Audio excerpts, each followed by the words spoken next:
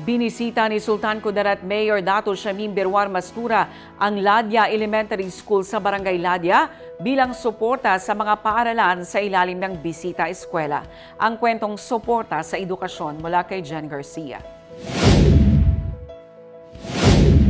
Sa pagpapalakas ng sektor ng edukasyon sa bayan ng Sultan Kudarat, Maguindanao del Norte, personal na binisita ni Mayor Shamim Mastura ang Ladya Elementary School sa Barangay Ladya upang makipagkumustahan sa mga guro at mag-aaral at makita ang kalagayan ng kanilang paaralan sa ilalim ng Bisita Eskwela Program.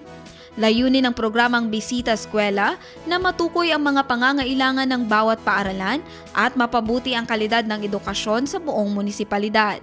Sa pamamagitan ng direktang pakikipag-ugnayan, mas madaling natutugunan ang mga isyu at pangangailangan ng mga guro at estudyante. Bilang bahagi ng kanyang pagbisita, naghandog din si Mayor Mastura ng tulong para sa mga guro at mag-aaral. Jen Garcia, iMinds, Philippines.